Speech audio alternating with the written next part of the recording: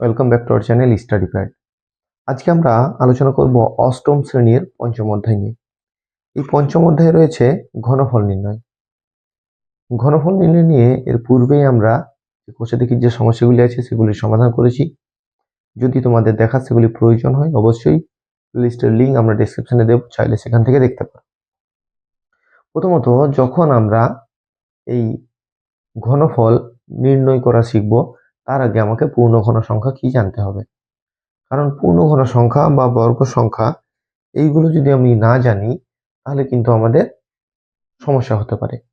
তাই প্রথমেই আমরা পূর্ণবর্গ সংখ্যা জানবো। পূর্ণবর্গ সংখ্যা কোনগুলো? পূর্ণবর্গ সংখ্যা হচ্ছে কোনো সংখ্যাকে যদি সেই সংখ্যা দিয়ে গুণ করা হয়। যেমন আমরা যদি এখানে বলি যে এককে এক দিয়ে যদি গুণ করা হয় তাহলে আমরা এক পাই, আবার দুইকে দুই দিয়ে যদি গুণ করা হয় তাহলে আমরা চার পাই।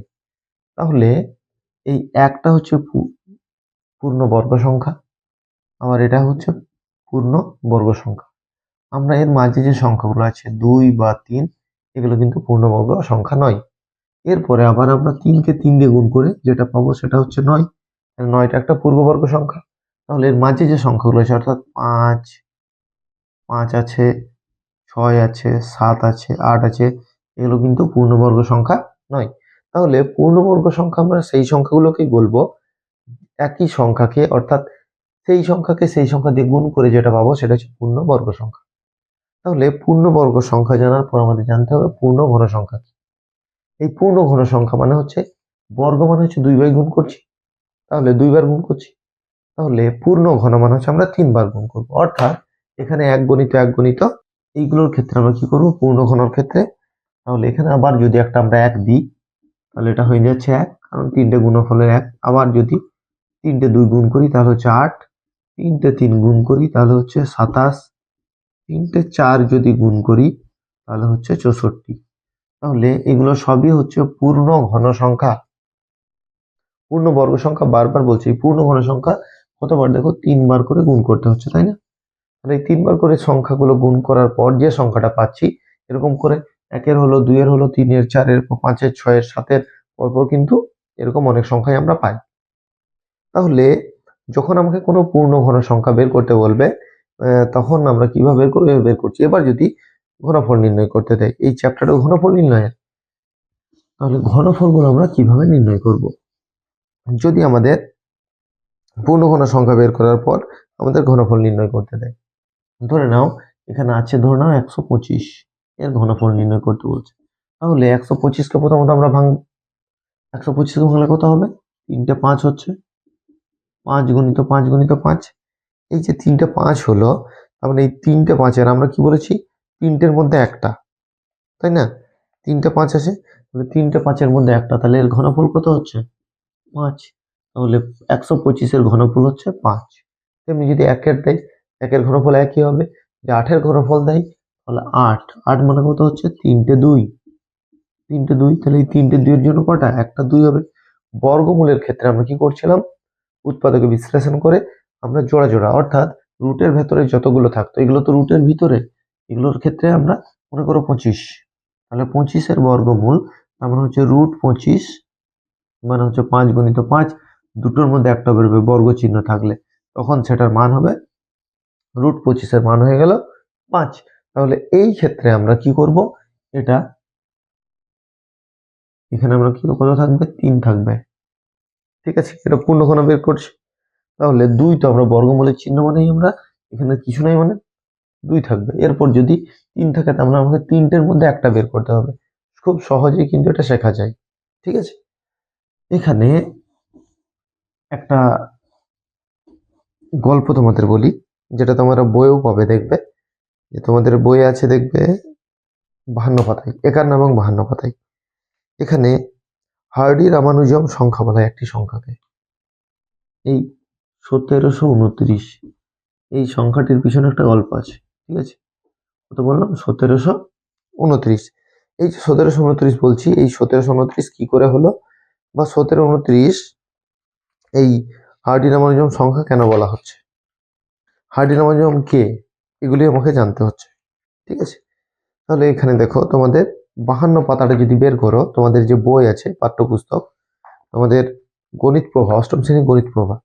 এখানে কি বলা হয়েছে দেখো, কোনো এক সময় বিখ্যাত গণিতবিদ জিএইচ হার্ভি ভারতের বিখ্যাত গণিতজ্ঞ রামানুজনের সাথে দেখা করতে গিয়েছিলেন। তিনি যে ট্যাক্সি চেপে গিয়েছিলেন তার নাম্বার ছিল 1729। তাহলে হার্ভি দেখা করতে চাচ্ছে কার সঙ্গে? রামানুজের সঙ্গে। সেই ট্যাক্সিতে করে সেটার নাম্বার হচ্ছে 1729। গণিতজ্ঞ হার্ভির কাছে 729 একটি সাধারণ সংখ্যা ছিল। এই ও যখন ট্যাক্সিতে গেল ওর কাছে কিন্তু এই সংখ্যাটা একটা সাধারণ সংখ্যা ছিল, কিন্তু রামানুজম শুনেই তৎক্ষণাৎ বলেছিলেন যে এটা শুনেই বলেছিলেন যে 1729 একটি বিশেষ সংখ্যা। কি সংখ্যা? কারণ সবচেয়ে ছোট সংখ্যা যেটি দুই রকম করে দুটি ঘনের মাধ্যমে অর্থাৎ পূর্ণ ঘনের মাধ্যমে সমষ্টির আকারে প্রকাশ করা যাবে। তারপর সেটিকে ভাগ করলো, কিভাবে ভাগ করলো সেটা আমি দেখাচ্ছি পরে। অনেক সংখ্যা আছে যাদের দুই রকম ভাবে দুটি ঘনের সমষ্টি আকারে প্রকাশ করা যায়, কিন্তু 1729 ছিল সবচেয়ে ছোট সংখ্যা যা দুই রকম ভাবে দুটি ধনাত্মক পূর্ণ ঘনের সমষ্টি লেখা যায়।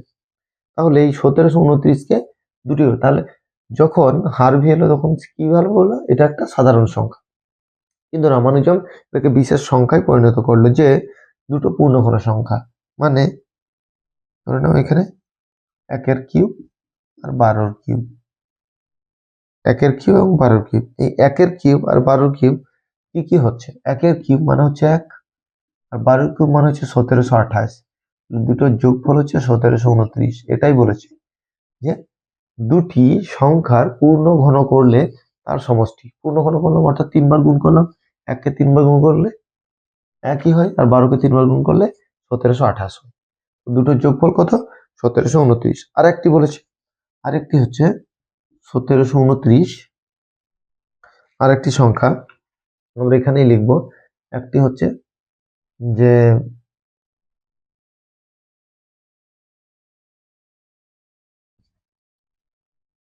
এটাও 1729, ঠিক আছে। তাহলে এখানে কোন কোন সংখ্যা? এই সংখ্যা দুটি হচ্ছে, একটা হচ্ছে 9 কিউব আর একটি হচ্ছে 10 কিউব। 9 কিউব মানে 3টে 9 গুণ, ঠিক আছে। 9 কিউব মানে হচ্ছে 729, সরি 729, 9 গণিত 9 মানে 729, আর 3টে 10 গুণ হচ্ছে 1000। দুটোকে যোগ করলে হচ্ছে 1729। তাহলে এই 1729টাই সব থেকে ছোট সংখ্যা যেটা দুটি সংখ্যার পূর্ণ ঘন আকারে সমষ্টি আকারে লেখা যায়। তাহলে একটি হচ্ছে কত? 1 ঘন এবং 12 ঘন। এই পূর্ণ ঘন সমষ্টি কত হচ্ছে? 1729, এবং একটি হচ্ছে 9 এবং 10, এই দুটির পূর্ণ ঘন, এটার হচ্ছে 1729। তাহলে এইভাবে আমরা এই সংখ্যাটিকে বলা হয় যে হার্ভি রামানুজম সংখ্যা। যেহেতু হার্ভি ট্যাক্সিতে গিয়েছিল এবং সেটা রামানুজমের একটি বললো যে এটা একটি বিশেষ সংখ্যা, এটি কোনো সাধারণ সংখ্যা নয়। তাহলে যদি কোনো সংখ্যার আমাদের পূর্ণ ঘন বার করতে দেয় তাহলে আমরা কি করে বের করব? এখানে দেখবে তোমরা 5.1 নিচে করি যে 51 পাতায় যে সমস্যাগুলি দিয়েছে সেই সমস্যাগুলিতে কি বলা হয়েছে। প্রত্যেকটা অধ্যায়ের সমস্যা সমাধান করতে গেলে আমরা শুধুমাত্র কোষে দেখে সমস্যাগুলি সমাধান করে দিই। এর ফলে আমাদের কি হয়, আমরা যে এর সম্পর্কে যে তথ্যগুলি আছে বা যে বিশেষ যে এখানে আলোচনা হয়েছে সেগুলি আমরা দেখি না। এর ফলে আমাদের কি হয়, ওই অধ্যায়ের অঙ্কগুলি করতে অসুবিধা হয়। বারবার বলছি, যে কোনো অধ্যায়ে তোমরা অঙ্ক করবে, যে অধ্যায়েরই অঙ্ক করো না কেন, প্রথমত হচ্ছে সেই অধ্যায়কে ভালো করে বুঝবে, সেই অধ্যায়ের যে প্রয়োগগুলি আছে বা নিজে করাগুলি আছে সেগুলির সমাধান করবে। তারপর যদি বুঝতে অসুবিধা হয় তখন আমাদেরকে অবশ্যই জানাবে। আমরা প্রত্যেকটা ক্লাস কিন্তু বিস্তারিত আলোচনা করেই করেছি। এইটির দেখবে প্রত্যেকটা ক্লাস তোমরা আমাদের চ্যানেলে পেয়ে যাবে। যদি কোথাও বুঝতে অসুবিধা হয়, না বুঝে থাকো, আমাদেরকে জানালেই সেগুলি আমরা আবারও ক্লাস করিয়ে বুঝিয়ে দেওয়ার চেষ্টা করব। প্রথমে দেখো এখানে দিয়েছি কত, 125। একটু আগে 125 দেখলাম, 3টে 5, তারপর কত হচ্ছে 500। 125, আমরা 125-এর ঘনমূল করছি, ঠিক আছে। তাহলে 125 মানে হচ্ছে কটা? 3টে 5, ঠিক আছে। ঘনমূল 3টে 5-এর জন্য কি হচ্ছে, একটা 5 হয়ে গেল। তাহলে 125-এর ঘনমূল কত? অ্যান্সার হয়ে গেল 5। এরপর আমাকে 500 বের করতে বলেছে, 500 ঘনমূল। দেখবো 500 ঘনমূল হচ্ছে কিনা। 500 কি ভাবে ভাঙা যায়, ঠিক আছে। যদি তোমাদের ভাঙতে অসুবিধা হয় তখন কি করবে, 500 লিখলে এটাকে উৎপাদকে বিশ্লেষণ করবে। তাহলে কত হচ্ছে 250, 125, 125 মানে জানি আমরা 5 দিয়ে যাবে। তাহলে 2টো 2 আর 3টে 5, 2টো 2 আর 3টে 5। তাহলে এই 3টে 5-এর মধ্যে কি হবে, একটা 5 বাইরে আসবে, একটা 5 বাইরে এলো, আর এটা কিন্তু ভিতরে থেকে গেল, কারণ এটা তাহলে কি পূর্ণ ঘন, এখানে বের করতে বলেছিল পূর্ণ ঘন সংখ্যা কিনা, তাহলে এটা কিন্তু পূর্ণ ঘন সংখ্যা নয়। তাহলে প্রত্যেকটি সমাধান, বারবার বলছি, 64 দিয়েছে, ধরে নাও এখানে দিয়েছে 64, এখানে দিয়েছে 64, এই যে 64 দিয়েছে, তার মানে কত, এটা আমরা যদি ভাঙি তাহলে হবে 2 গণিত 2 গণিত 2, কিন্তু 6টা 2 হচ্ছে, এই যে 3টে 2 এর জন্য একটা 2, আর এই 3টে 2 এর জন্য আর একটা 2, তাহলে কত হচ্ছে 4, ঠিক আছে। তাহলে 64 একটি পূর্ণঘন সংখ্যা। তাহলে প্রত্যেকটা অঙ্কর ক্ষেত্রে বারবার বলছি, যদি তোমাদের কোথাও অসুবিধা হয়ে থাকে, আমরা কষে দেখি সমস্যাগুলি কিন্তু আগেই করিয়েছি, সেগুলি যদি বুঝতে অসুবিধা হয়, এখানে তো শুধুমাত্র বলেছে কোনটি পূর্ণঘন সংখ্যা, এই পূর্ণঘন সংখ্যা আমরা সেটাকে ভাঙবো, উৎপাদকে বিশ্লেষণ করব, তারপর দেখবো 3টের মধ্যে একটাকে আমরা কি করব, রুটের বাইরে নিয়ে আসবো, তারপর আমরা সহজেই পূর্ণঘন সংখ্যাটি পাবো। এরপর হচ্ছে যদি পূর্ণঘন সংখ্যা যেটা নয়, এইভাবে আমরা খুঁজে দেখবে, তোমরা কষে দেখি 5.1 যে সমস্যাগুলি আছে প্রত্যেকটার সমাধান আমরা বিস্তারিত আলোচনা করেই করেছি। এই সমস্যার সমাধানগুলি যদি অসুবিধা হয়, হতেই পারে, ঠিক আছে, কষে দেখি সমস্যা, এছাড়া যে নিজে করি যে সমস্যাগুলি আছে সেগুলিতেও যদি অসুবিধা হয় অবশ্যই আমাদেরকে কিন্তু জানাবে। বারবার বলছি, এই অধ্যায়গুলি থেকে কিন্তু অঙ্ক পড়বে। এই যে 5.2, 5.2 এ কিন্তু অনেক অঙ্ক আছে যেগুলো তোমাদের জানতে হবে, কারণ এগুলো না জানলে কিন্তু পরবর্তীতে তোমরা অঙ্কগুলি কিন্তু শিখতে পারবে না। 5.2, 5.3, ঠিক আছে। আর জ্যামিতি, বিশেষ করে জ্যামিতি 8-এর ক্লাসে যেটা হয় সেটা হচ্ছে জ্যামিতি। জ্যামিতিগুলো আমরা ভালো করে শিখি না, এর ফলে আমাদের নবম শ্রেণী বা দশম শ্রেণীর যখন আমরা জ্যামিতিগুলি করি তখন আমাদের অসুবিধা হয়। তাই প্রত্যেককে বলবো 8 থেকে তোমরা কিন্তু, বিশেষ করে 7 থেকেই জ্যামিতিগুলোকে ভালো করে শেখা দরকার, শেখা তো প্রথম থেকেই দরকার, যেহেতু আমরা আর শিখিনি সেহেতু আমরা 7, 8 থেকে শিখবো। যদি মনে হয় যে আমার 7-এর জ্যামিতিগুলো হয়নি, অবশ্যই প্লেলিস্টের লিঙ্ক, আমরা 7-এর যে ক্লাসগুলি করবো জ্যামিতির, সেগুলি তোমরা একবার দেখে নেবে।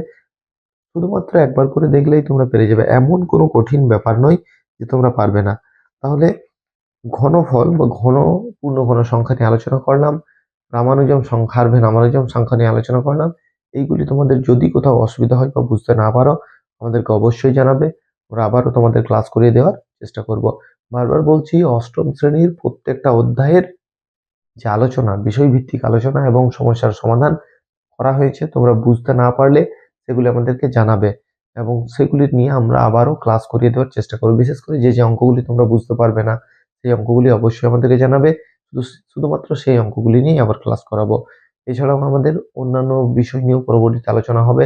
তোমরা আমাদের চ্যানেলের সঙ্গে জুড়ে থাকো। যদি আমাদের চ্যানেলে নতুন হয়ে থাকো অবশ্যই চ্যানেলটিকে সাবস্ক্রাইব করবে এবং বন্ধুদের মধ্যে শেয়ার করবে যাতে তারাও উপকৃত হয়। বারবার বলছি, তোমাদের যত রকমের সমস্যা তোমাদের ডিমান্ডের বেসিসে অবশ্যই আমরা ক্লাস করব। অষ্টম শ্রেণীর যদি কোথাও কোনো সমস্যার সমাধান করতে হয় অবশ্যই আমাদেরকে জানাবে, অবশ্যই সেগুলি নিয়ে আমরা ক্লাস করব। আজ এই পর্যন্তই, পরবর্তী ক্লাস নিয়ে আমরা খুব শীঘ্রই হাজির হব। ততক্ষণ পর্যন্ত সকলকেই ধন্যবাদ।